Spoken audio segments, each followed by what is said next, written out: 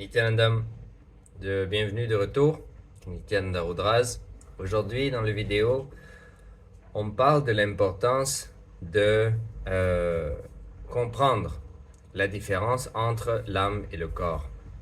Donc, comme dans les précédentes vidéos, une chose qu'on ne comprend pas initialement tant qu'on n'obtient pas l'éducation nécessaire, la connaissance spirituelle nécessaire, surtout quand on est jeune, c'est qu'il y a la dimension conscience, il y a la dimension matière, prakriti, en nous. Donc notre corps, c'est la matière, et la conscience, c'est le guide, c'est ce qui donne les instructions et c'est ce qui fait bouger la matière.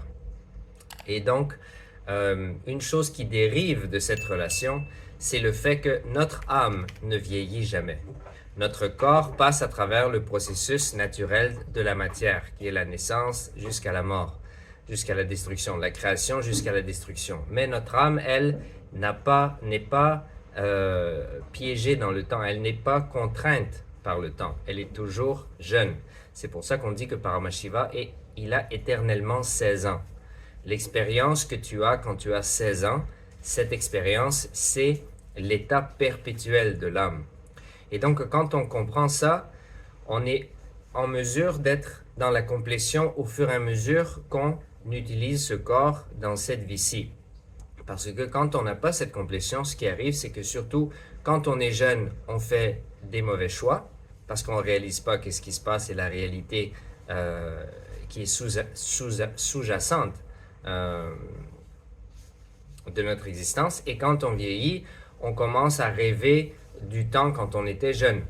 Et donc, on est toujours déphasé face à la réalité parce qu'on n'a pas la bonne connaissance. Quand on comprend que l'âme, elle est toujours dans un état de 16 ans et que le corps, lui, il avance de 0 à 100 ans, de 0 à 200 ans, peu importe. Après ça, on peut vivre chaque étape de la vie d'une manière complète et on peut accomplir l'objectif pour lequel on s'est incarné dans le corps. Et donc, c'est important de savoir cette réalité. C'est important de savoir que cette conscience, notre âme, qui est la réflexion de Paramashiva, n'est pas liée par le temps. Et donc, ça nous donne une sagesse qui nous permet de bien utiliser notre énergie quand on est jeune, parce que quand on est jeune, le corps, il est plein de vitalité, il est plein d'énergie, et il nous permet de prendre des bonnes décisions quand on est jeune, et de gérer bien la vieillesse du corps quand on est âgé. C'est pour ça que, par exemple, la routine matinale, faire le yoga, faire la puja, c'est super important. La nutrition, c'est super important. Du tout jeune âge, tu dois commencer. Tu dois commencer et tu dois maintenir. Parce que quand tu as 20 ans, tu as l'impression d'être sur le sommet du monde et que tu as trop d'énergie et que jamais tu ne tomberas et tout ça. Si tu commences à compromettre sur, par exemple, le yoga, la puja, la nutrition, eh bien, sur le moment, tu ne t'en rendras pas compte, évidemment, parce que le corps compensera, mais ça va affecter le corps d'une certaine manière et ta fréquence vibratoire va baisser. C'est pour ça que l'écosystème du Kailasa est super important. Les écosystèmes que le Sanatana Hindu Dharma a créés et créés sont très importants parce que ils enseignent un style de vie fondamental pour garder le corps super énergétique. Même quand on applique cette réalité, il y a des concepts que l'on considère vérité qui ne seront plus vérité pour toi. Par exemple, en réalité, ce n'est pas nécessairement vrai que plus tu vieillis, plus ton corps doit dépérir. Aujourd'hui, on est 100% convaincu qu'à partir d'un certain âge, c'est fini. Quand tu as certains problèmes, tu ne peux plus récupérer ta santé. Quand tu fais ci, tu ne peux plus. On rentre dans un espace d'impossibilité très intense. Et puis après, tu prends des drogues pour essayer d'enlever les problèmes. Ça endommage le corps de plus en plus. Et